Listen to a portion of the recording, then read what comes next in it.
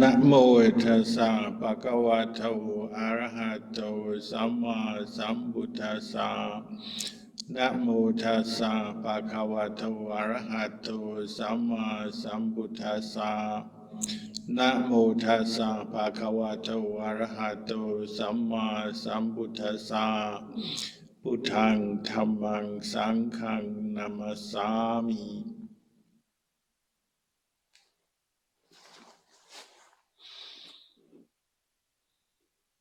Blessings, good evening.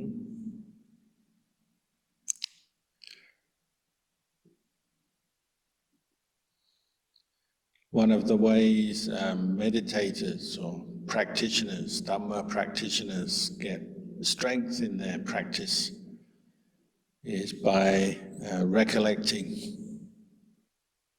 keeping in mind the Buddha, the Dhamma, the Sangha. And these are meditation objects,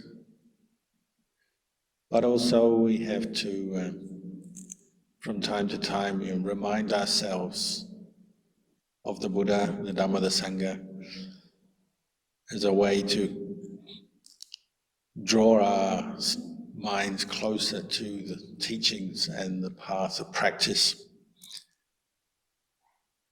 But say when you recollect the Buddha, you can recollect or draw yourself closer to the Buddha on two levels, you might say.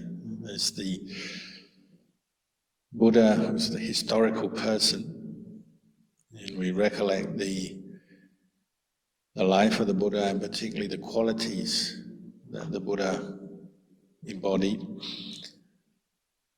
And then there's the Buddha on the inside, the internal Buddha, the quality of knowing that we're aiming to develop to bring the mind to the unconditioned, to Nibbana, to go beyond suffering and its causes, to experience the cessation of suffering.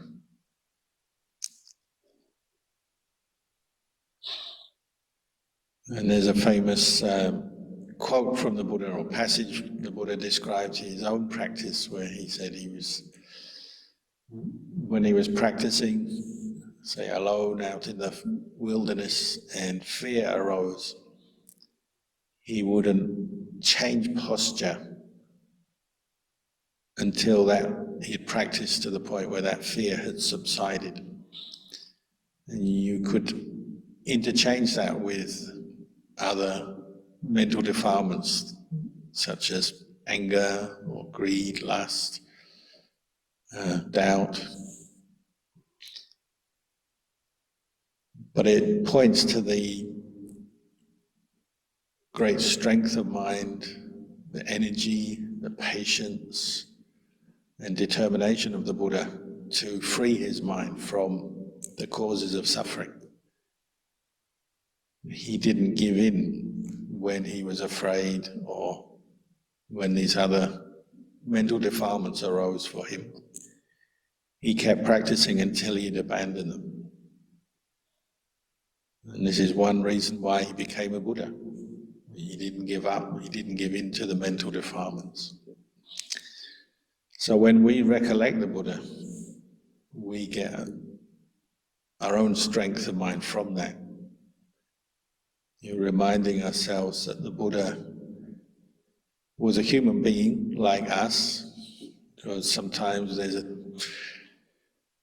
tendency to make him seem more like a god that we pray to and request things from. He's actually a human being like us, but he realized the potential of a human being. And we call him a Samma Sambuddha. He's a supreme self-enlightened Buddha. So he was fully awake and fully enlightened through his own efforts and freed his mind from mental defilements, greed, anger, delusion. And it's very important for us from time to time to remember that, to remember who the Buddha was, what he did.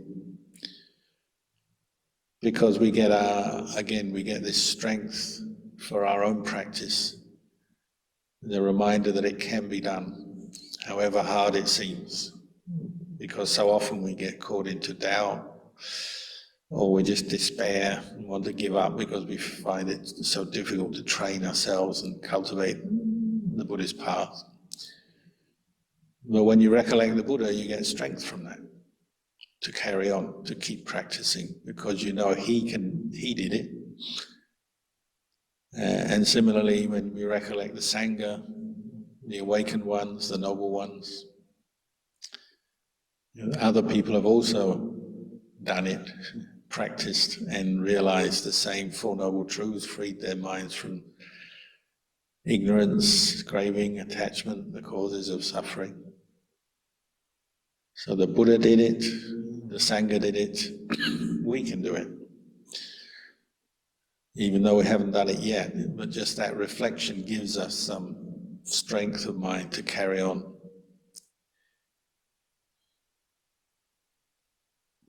You might say that moment that the Buddha himself realized the Dhamma, the night, the full moon night that we remember as Wesak, sitting under the Bodhi tree in India all those years ago.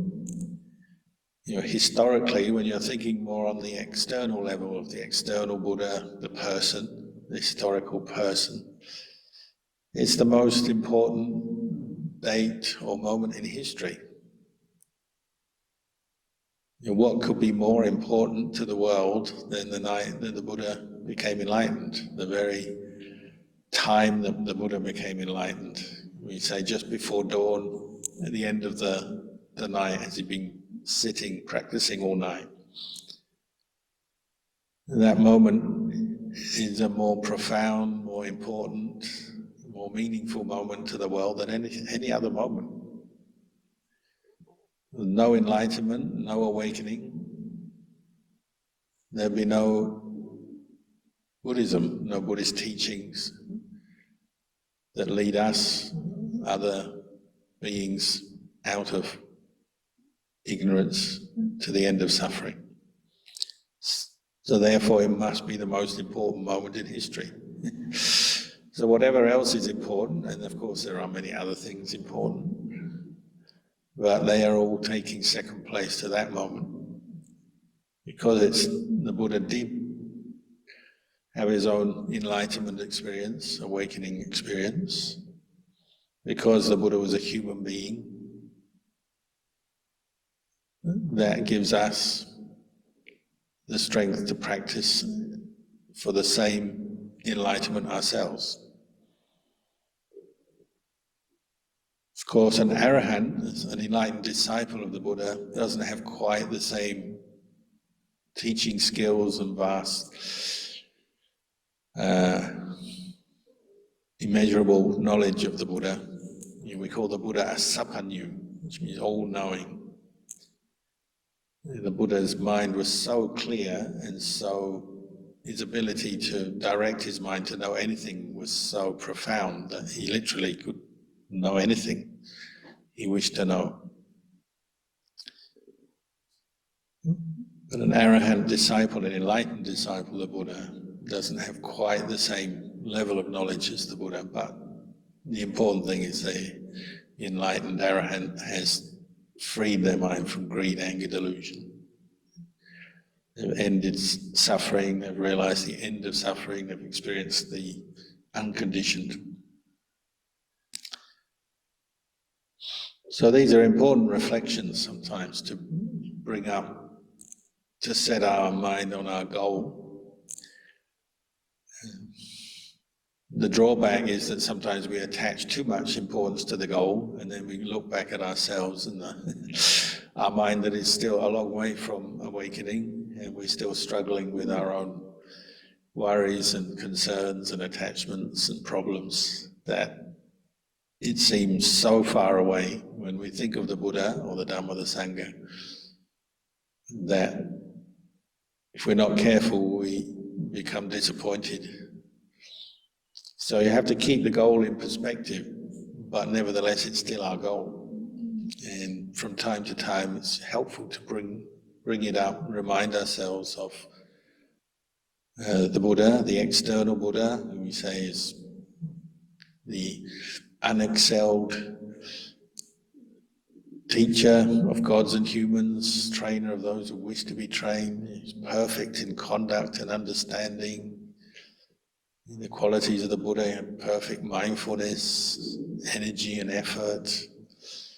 He developed all the special knowledges, the three, what we call the te vichara, the three knowledges of could recollect past lives, understand karma, and when beings die, where they're reborn according to karma, and so on. And of course, the freeing of the mind from the mental defilements. You know, we can recollect the qualities of the Buddha on the outside, but then we also have to keep putting effort into developing the Buddha on the inside. Mindfulness in the mind of Buddha, the knowing. But if you think about it, any moment that you bring up mindfulness in your day, and you can direct your mind to be mindful of many things, not necessarily just the word Buddha or the breath. You can be mindful of the body, your posture, or an activity, writing or talking or driving or eating. Mindfulness can be practiced in so many different situations. But when you're mindful, when you bring your mind to the present moment, and it's what we call right mindfulness, samma sati, so particularly focused on cultivating the path or the end of suffering, you know, at that moment your mind has a little bit of the Buddha there, or a moment of the Buddha. And that's how the Buddha practiced through all those lifetimes that we call him a bodhisattva, practicing, cultivating parami, perfecting his parami. He practiced developing the mind of Buddha, the mind with mindfulness, with energy, with understanding. He was doing that over many lifetimes. So as we practice it, we're doing the same thing. So, you know, even though we might look on the Buddha, Dhamma, Sangha, or Nibbana as an exalted state that seems to be sort of out of reach, so far away, at the same time it's actually right here, isn't it? It emerges out of one human mind that is willing to practice, train, following this path, this teaching that the Buddha gave. And one moment of mindfulness, true mindfulness, right mindfulness, is no different when we have it than when the Buddha had it. We're of course not yet a Buddha or even an Arahant, but the path is there for us to cultivate. And one of the challenges is just to keep coming back to it. So that's why we say as Sangha, one of our duties is to teach and remind lay devotees, lay practitioners of what that path is, to give you explanations and teachings and remind you, because we tend to forget. Our mind drops away from the path so easily, falling under the temptation of mental defilements, greed, anger, delusion, confusion, worry, fear, suffering, which we all know very well. And we know how difficult it is training this mind. We know how easy it is to fall into these states of confusion and attachment and craving.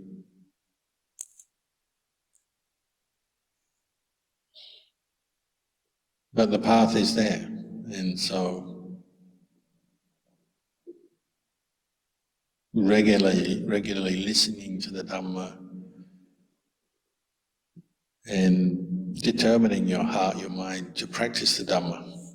You can keep bringing it back from the confusion and attachment to the world to the Dhamma, practicing in this way. And we have to just learn how to be very patient with the mind that loves to run away and cause all kinds of problems, make confusion for itself.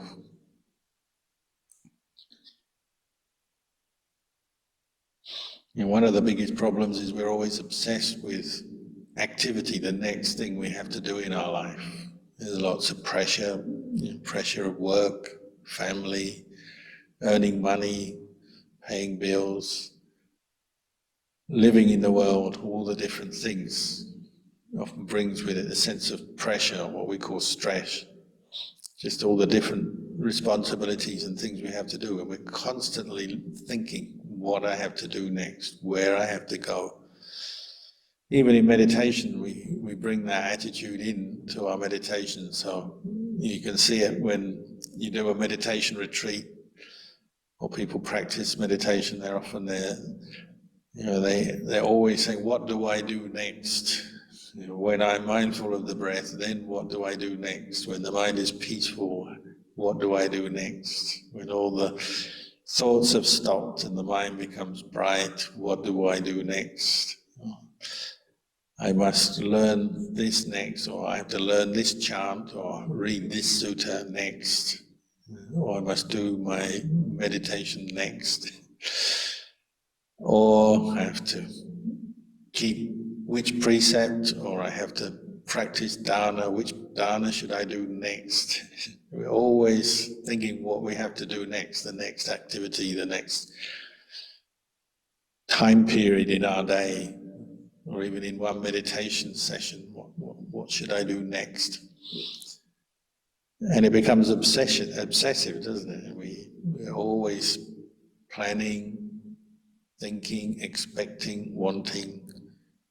And with the next activity, you've got outcomes and results you want. So that feeds craving, so you do this to get that. And that comes into our meditation and our practice of Dhamma as well. So we offer dana to maybe get something, to feel good, to get some job done, to get some reward. We keep precepts maybe because we want to be a good person. We meditate so that we can become peaceful. On one level, none of these things are wrong, but on another level, we're still treating them as activities that will get us from here to get to there. And eventually we will get to Nibbana over there at some distant point in our life. We're always going from one thing to the next.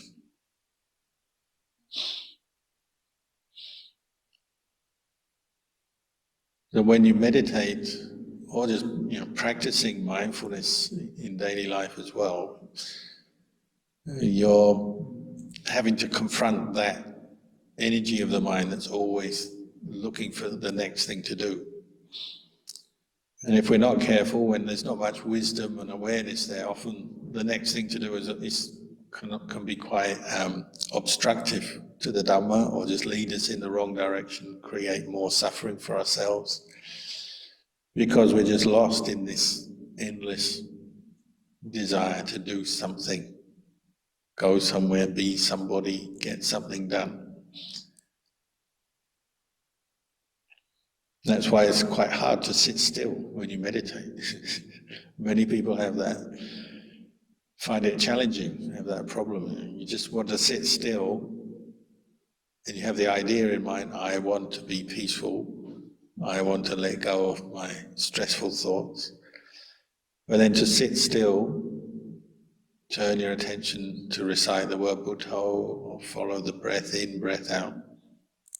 Immediately all these pressures, the pressures to do something, go somewhere, get something done, be somebody, get results from your meditation, all comes up.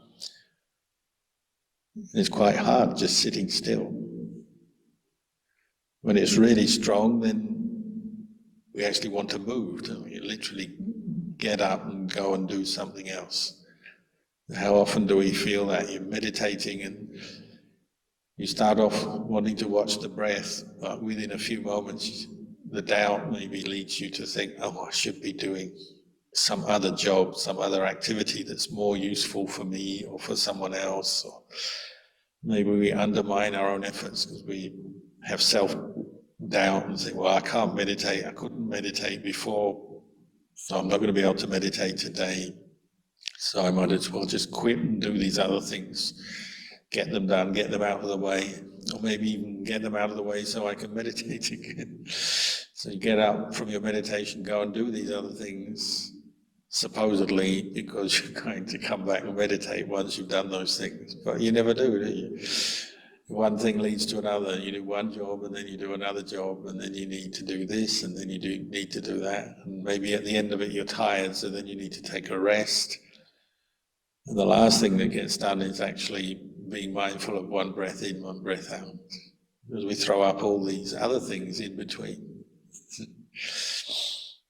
So much to do and so little time to do it.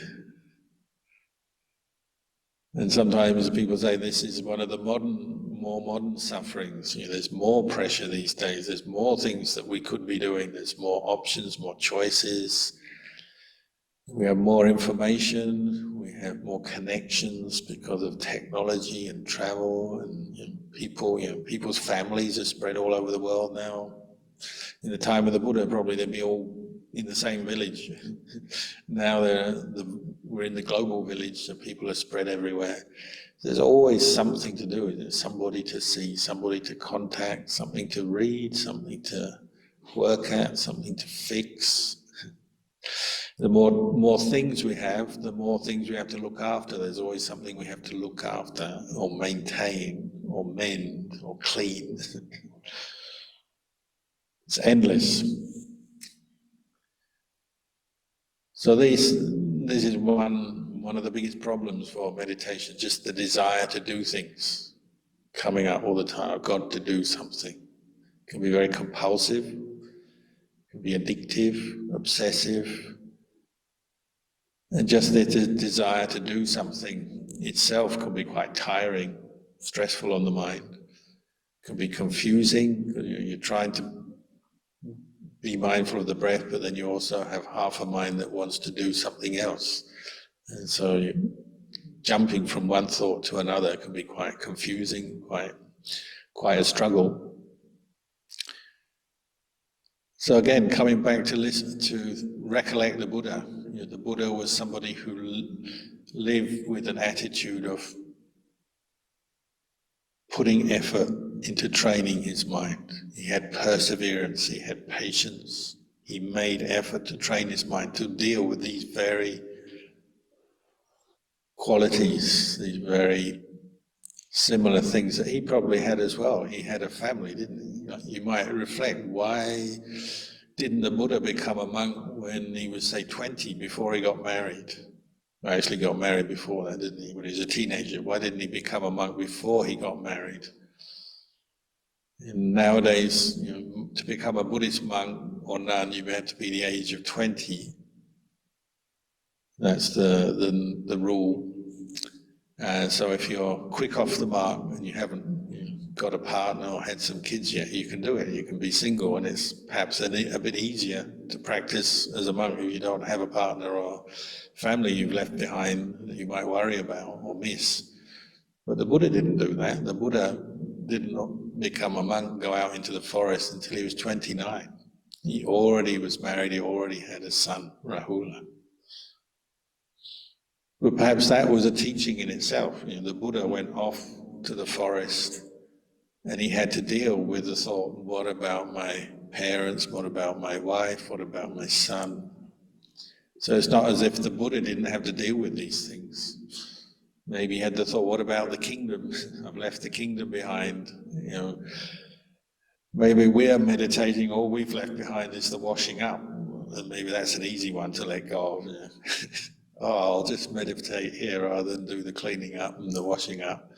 The Buddha had a whole kingdom to sort out, left behind. The thoughts about that, the worries, the concerns. So it's not as if the Buddha didn't go through any of this. He went through it and more. But whether you're the Bodhisattva or somebody close to becoming an arahant, or you're just little old me, whoever you are, we all have to deal with this mind that is constantly moving away from the present moment into planning and wanting to do things and missing things, missing people, missing work, missing other stuff. This is what we call craving, Dhamma. And one way we describe it is the movements of the mind. You put the mind on Buddho, or the breath, for a moment, and then it moves, doesn't it? It takes up another object. It wants to do something, go somewhere, or it's reacting to something. Some pleasure with some desire, or some pain with some aversion. The mind never seems still. And that's the very first thing you notice when you meditate, is this mind is not still. But the Buddha learned how to still his mind, quell the craving, slow down the movement, bring it back to the present moment through effort. The Buddha practiced with effort. He said he always dwelt with effort. He wasn't lazy, he didn't give up. It sounds almost superhuman, and people, again, they tend to see the Buddha as a superhuman person. You compare him to things in the modern era as though you have superhero movies. So you think, well, the Buddha must have been like a superhero. But actually the quality of mindfulness, we all have it. It's not something only a few special super people have. But the Buddha kept practicing because he dwelt with this attitude, I have to train, I have to practice with energy, with effort, until I've overcome the movements of the mind, till I've tamed them, settled the mind down, and then look and see where are the movements coming from. Why does this mind get so restless and agitated? Why does it get so stressed about things? Why does it always want to do something?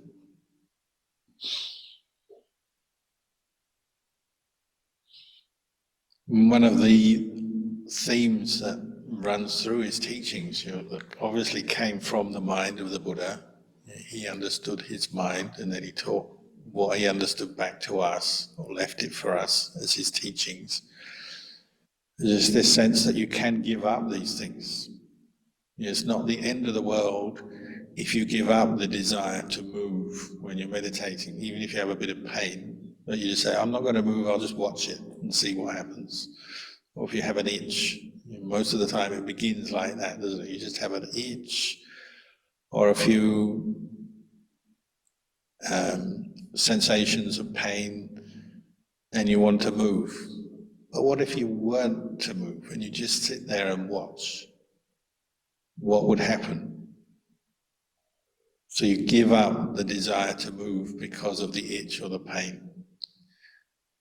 And if you have enough patience and enough effort and enough mindfulness, and you look and you observe, maybe you find nothing much happens at all. Sometimes even the itch or the pain disappears all by itself. Sometimes it returns, but you realize you don't have to move. And then you can build on that. So you maybe have mental intentions to give up the meditation because you're thinking a lot, the mind is starting to think, move. But again, if you're willing to establish mindfulness with effort, with patience, and just watch the movements rather than follow them, indulge them, just like the itch or the painful feeling, maybe these thoughts and desires to do something, go somewhere, be something, also will just arise and pass away like an itch. They're like mental itches.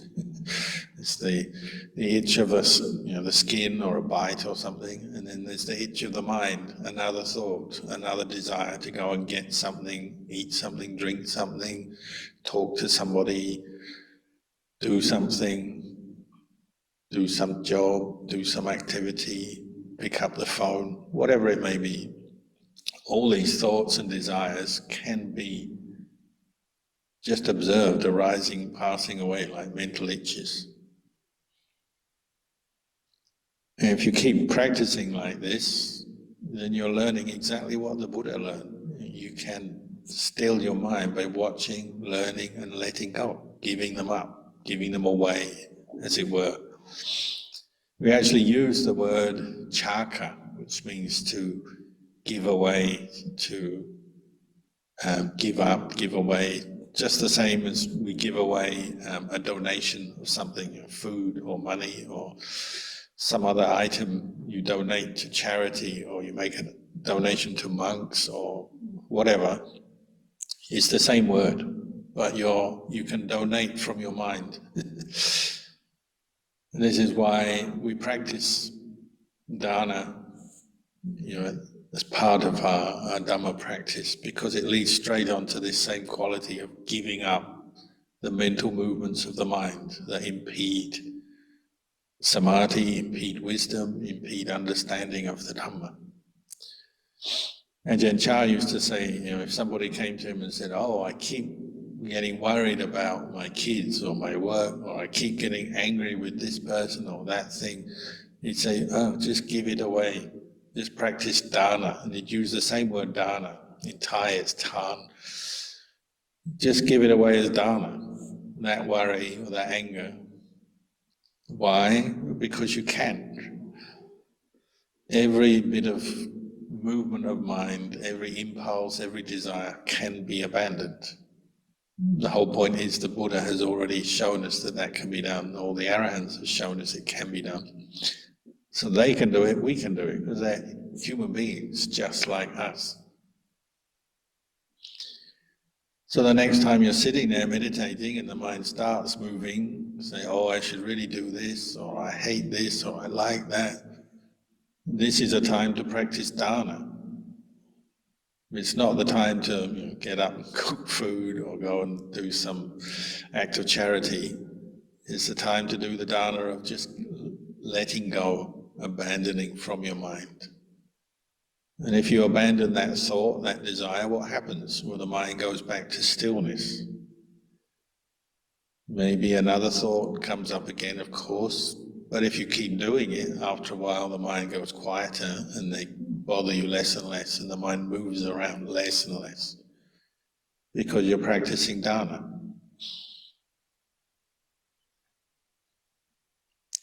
And what are the things that really stir the mind up and make it move really fast? Automatically, we react to things. Well, strong desire, love, desire for things we love, we really like, we really want, moves the mind so kind of forcefully. Quite hard work to restrain that. Or hate, same. When you hate something, a person or a situation, again, it moves the mind in the sense, endless negative thoughts. So you have to work hard, but the aim is to give those mental reactions and the movements of the mind away. Give them away. Not to anyone. It's not like you're going out to use your anger to take it out on somebody and say or do something destructive.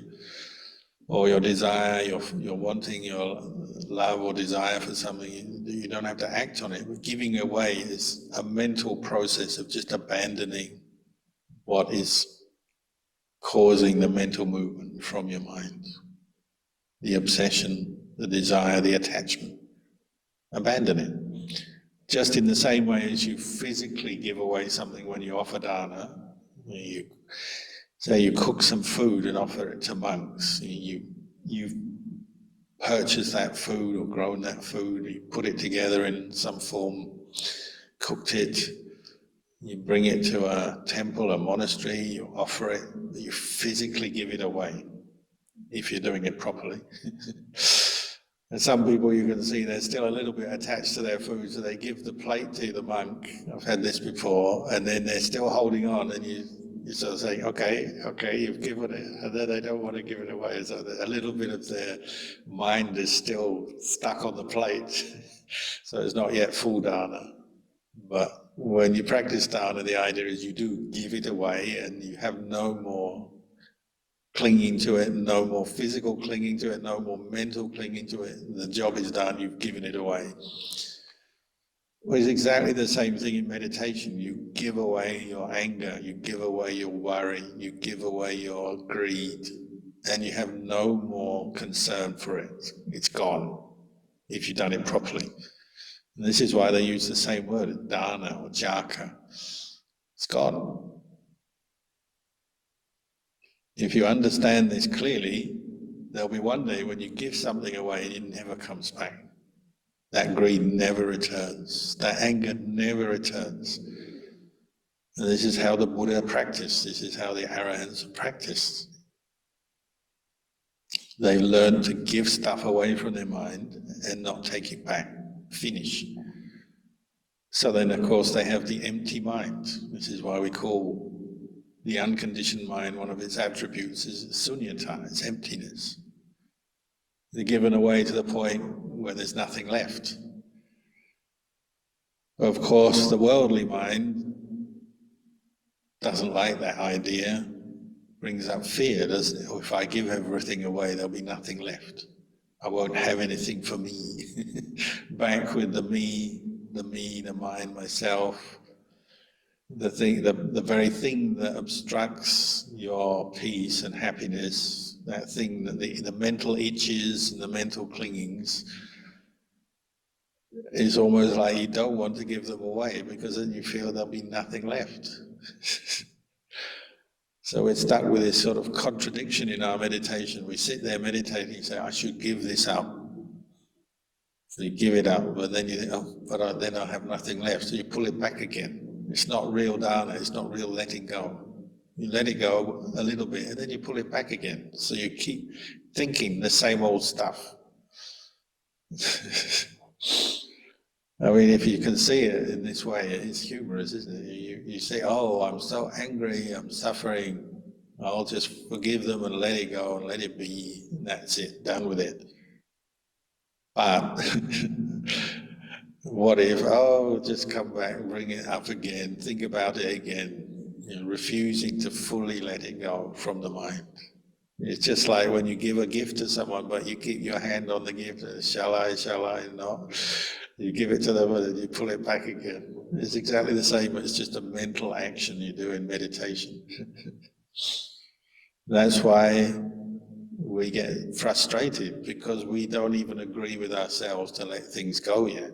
We want to hold on more, keep it going, because we're afraid if we let go, there'll be nothing left. They're very common. People say, I get to this point in my meditation where my mind has settled down. You've let go of a certain amount of mental activity and attachment. But then it's like you reach this kind of impasse, like a brick wall or a cliff that you can't go over, or on the edge of the ocean and you can't go in, all these kind of descriptions people have. It's like there's a reluctance to let go. Still want to cling to this sense of self because that's what we're used to. It's because we're familiar with what seems right, seems best. After all, it's what we're used to, isn't it? It's like an old friend that we're used to. Better stick with that just in case. If I let go of everything and there's nothing left, just in case it's no good, I'll stick with what I know, even though what I know is actually bringing me suffering all the time. Part of our mind knows it. You cling to worries and anger. Part of your mind knows this is suffering, I should let go. But the other part wants to cling on. So used to it. So this is another reason we come back to recollect the Buddha, because you get the strength to really let go, like the Buddha did. The Buddha had a wife, had a child, he had money, he had power, he had things to do, but he was willing to let it all go. When you recollect the Buddha, then you get that strength to let go. Even Ajahn Chah, our teacher, had this problem when he was a young monk. He said he was always doing activities in a sort of obsessive way. Like at one point, he had to fix his bowl. He had an iron bowl that got leaks. He was always fixing it with wax or other products to fix the holes because the bowls leak, and that's not very practical. So when you eat food, there's often juice in the food that leaks out. Then he needed a bowl lid, and Ajahn Chah was very pure and very strict with himself. He didn't ask for anything from anybody. He didn't want to bother anyone, even his family. So he needed a bowl lid. We keep a lid for our bowl to protect the food from dust and dirt and other things. But nobody offered him one. He didn't have one, so he's trying to make a bowl lid. I think he was weaving it out of rattan. And he's just doing it in an obsessive way. I've got to fix this bowl lid, got to make it, got to get it done. He'd do the same when he was sewing robes. I've got to get it done, get it done, get it done. So in one sense, he had a lot of energy and determination to get things done. He wasn't a slacker, he wasn't lazy. But he noticed it's actually becoming an obsession. And it would come up in his meditation. He'd be meditating and still thinking about fixing this bowl, fixing his robe, to the point where his mind wouldn't settle down, it wouldn't let go. And he realized, I've got to practice giving away even important jobs or responsibilities or things I have to do. I have to get to the point where I can still let them go in my meditation. Otherwise, they're just plaguing my mind and they're obsessive. He realized that, and when he realized that, I think he had a dream. And in this dream, the Buddha came. He said, a huge Buddha came and said, these external things you're obsessed with, the bowl, the robes, they're just accessories. It's the word we use, the translation from the Thai. They're just accessories. They're just extra. They're not that important.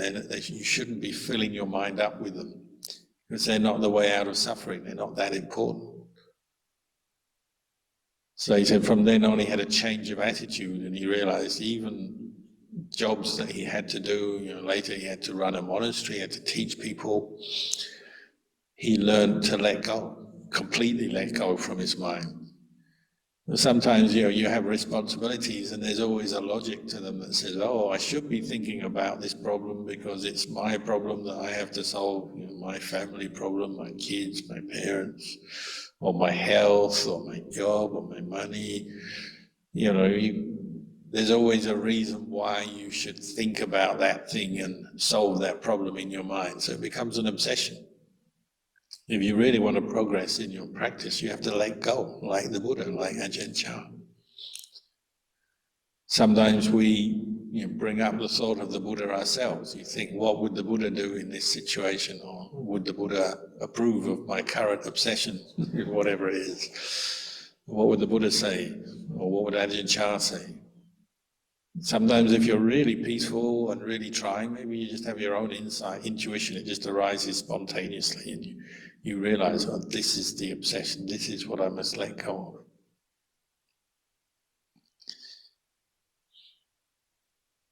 And this is the Buddha on the inside, and you might call it the practice of dana or chaka on the inside, giving away craving, clinging, attachment.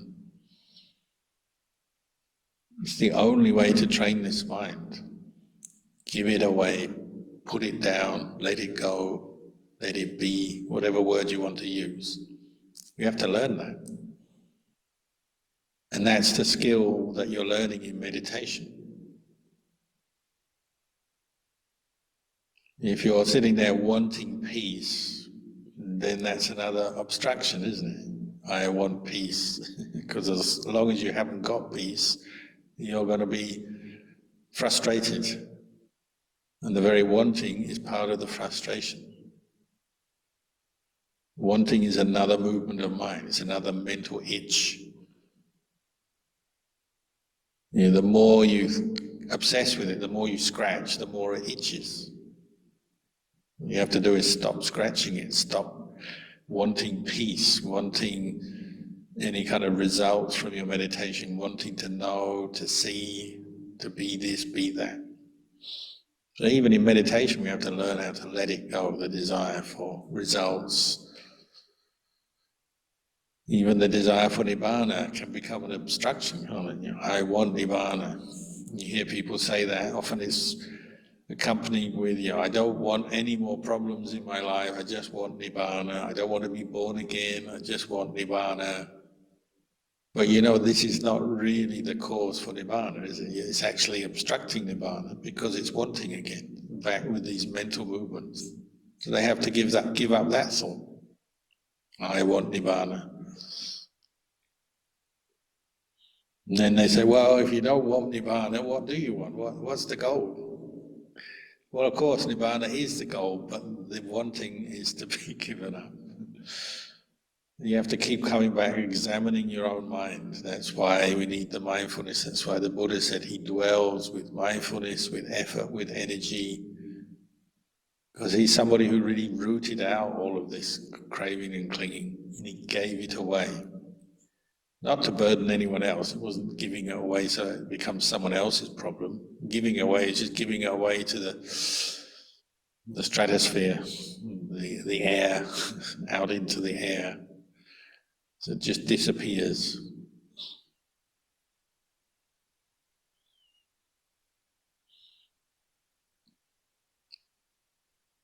So the flavor of this practice that we're doing, whether it's on the level of kindness, charity, generosity, or, on the outside,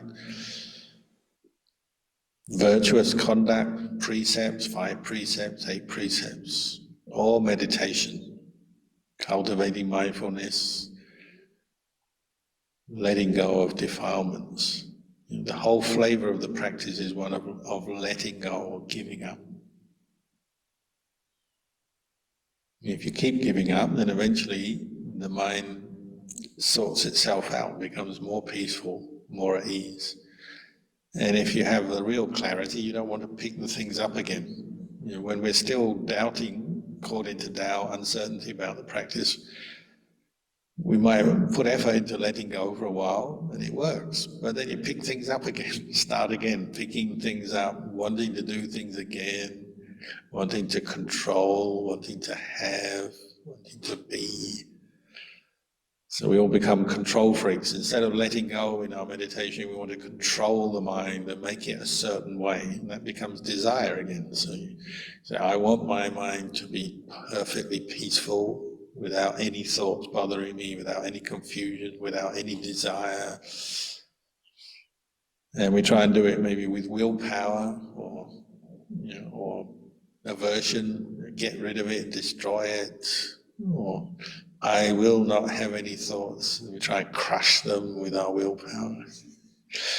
And then you get a reaction and you're even more frustrated or despairing than before because you can't do it through willpower. Genuine letting go has to come through establishing mindfulness and relinquishing, putting it down, but with mindfulness, with clarity.